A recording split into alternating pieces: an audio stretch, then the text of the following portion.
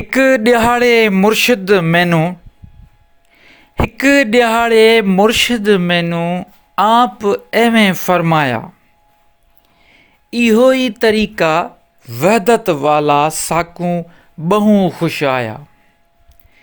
इहो ई तरीक़ा वहदत वाला साकूं ॿहूं खुश आया। सचल ॻाल्हि इश्क दी सच्ची, सचल ॻाल्हि इश्क दी सच्ची, बाक़ी पंध सभु अजाया। हिक ॾिहाड़े मुर्शिद साकूं सिट प्रट दी पहाड़ी, हिक ॾिहाड़े मुर्शिद साकूं सिट प्रट दी पहाड़ी, साबत दिल दी तख्ती उते असां चाह कनूं लिख चाही। ओ मियाँ सच्चू इश्क ॿुढा न थी वे, चाहे चिटड़ी होए ॾाढ़ी। सूफिया इकराम ने इश्क और वहदानियत को बड़ी अहमियत दी है। उनकी तालीमात, जो भी उनकी तालीमात हैं, उनमें हमें इश्क और वहदानियत मिलती है। और यही वजह है कि ज़िक्र अल्लाह को सबसे अफजल समझा गया। नफ़ी असबात पे भी हज़रत सकी सुल्तान बाहू ने फरमाया कि जब तक नफ़ी असबात का पानी रग रग में नहीं लगेगा, तब तक वो इश्क की इंतहा और मार्फत इलाही नहीं मिलेगी। नफ़ी असबात का वजीफ़ा क्या है?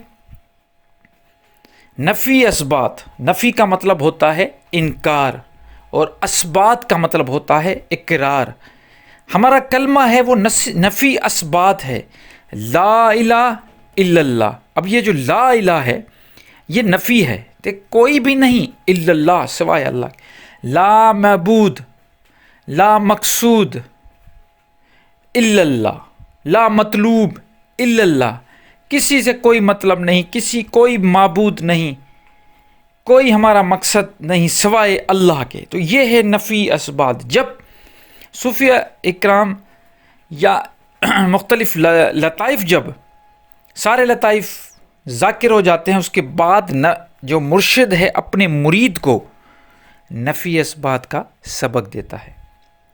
और ये सबक मुख्तलिफ मशाइक में मुख्तलिफ बताए जाते हैं। कोई इसको ख़फ़ी ज़िक्र करता है क्योंकि समझता है कि ख़फ़ी ज़िक्र सबसे अफजल है, क्योंकि ये आशिक और माशूक के दरमियान की मोहब्बत और ज़िक्र की बात है। इसमें करामुल कातिबीन को भी पता नहीं चलता, क्योंकि जब आप कोई अमल करते हैं तो वो करामुल कातिबीन लिख लेते हैं। जब आप अपने दिल में ज़िक्र करते हैं, उनका पता सिर्फ़ अल्लाह को होता है। तो कुछ मशाइख कहते हैं कि आप ये नफ़ी असबात का जो वजीफ़ा है, ये आप ज़िक्र ख़फ़ी के तौर पे करें। और कोई दूसरे मशाइख कहते हैं कि आप ज़िक्र ख़फ़ी या ज़िक्र कल्बी या ज़िक्र जहर भी कर सकते हैं, मतलब ज़ोर ज़ोर से भी ला इलाहा इल्लल्लाह का वजीफ़ा कर सकते हैं। अब इनको मुख्तलिफ़ तरीक़ों से बताया जाता है। सबसे जो ख़ास तरीक़ा है वो ये है कि आपको बैठ के ज़रबें लगानी है इल्लल्लाह की। अब ज़रबें लगाने का तरीक़ा ये है, कहते हैं कि जब ला इलाहा इल्लल्लाह का ज़रब पूरा लगाएंगे तो सभी जो आपके लताइफ हैं वो सारे गर्म हो जाएंगे, वो सारे एक्टिव हो जाएंगे। तो पहले अपने कंधे को नीचे लेके नाफ से ला इलाहा, फिर राइट हैंड के कंधे पे आपको शोल्डर की तरफ, मुंह को इस तरफ करके फिर ज़रब लगानी है दिल पे इल्लल्लाह, ये बताया जाता है। और कोई अपने सिर को हिलाते रहते हैं लेफ़्ट राइट, ला इलाहा इल्लल्लाह, ला इलाहा इल्लल्लाह। अब ये ज़रबें हैं, मुख्तलिफ़ तरीक़ों से मुख्तलिफ़ मशाइख के लोग बताते हैं। हम इसको किस तरीके से देखते हैं?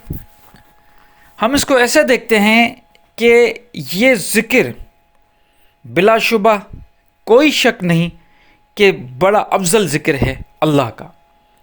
इसमें वहदानियत, जैसे मैंने शुरू में आपको एक शेर बताया जिसमें हज़रत सच्चल सरमस्त रहमतुल्लाह अलैह वहदानियत और इश्क की बात कर रहे हैं, کہ یہی طریقہ وحدت والا ساکو بہوں خوش آیا، یہی طریقہ ہے وحدت والا۔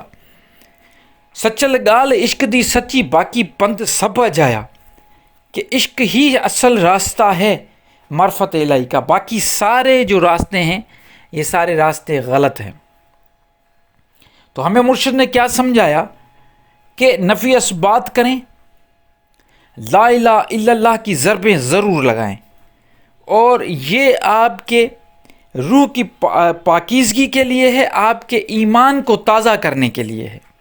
یہ روحانی مشق ہے، روحانی ایک وظیفہ ہے۔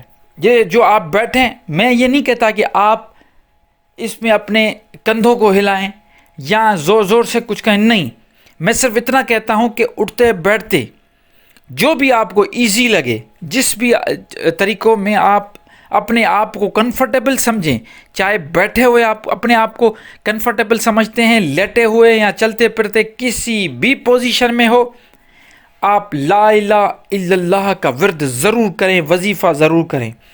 اب یہ 21 دن، اب دوسرے سارے وظیفوں کو سائیڈ میں رکھیں، یہ صرف 21 دن کریں، آپ کی روحانیت میں بڑا فرق آ جائے گا۔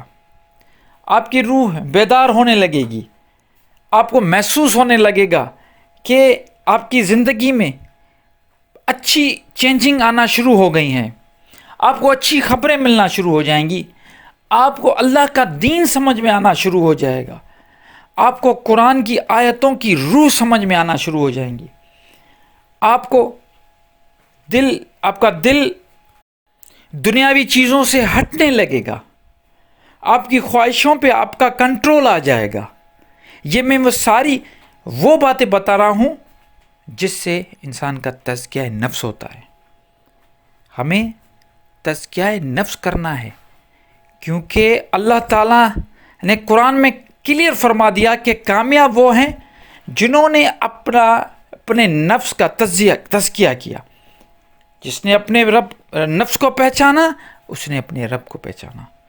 تو یاد رکھیں، تزکیہ نفس کے لیے سب سے بہترین عمل اللہ تعالیٰ کا ذکر ہے، اور اللہ تعالیٰ کے ذکر میں سب سے بہترین افضل ذکر لا الہ الا اللہ۔ اس ذکر کو صوفیاء اکرام نے بہت اہمیت دیتے ہوئے نفی اثبات کا نام دیا، جس میں لا الہ الا اللہ، جس میں لا مقصود الا اللہ، لا محدود، لا معدود الا اللہ، لا مطلوب الا اللہ۔ یہ جب ذکر ہو رہا ہوتا ہے لا الہ الا اللہ کا، تو تصور میں یہ چیز ہوتی ہے کہ لا معبود، کوئی نہیں معبود، لا مطلوب، یہ تصور کرنا ہے کہ کوئی بھی، لا مقصود، کوئی مقصد نہیں الا اللہ۔ جب یہ آپ ضربیں لگائیں گے دل میں اور تصور یہ ہوگا، تو روحانیت میں ترقی ملے گی۔ تو اس طریقے سے یہ وظیفہ کرنا ہے، اس وظیفے کو جاری رکھیں۔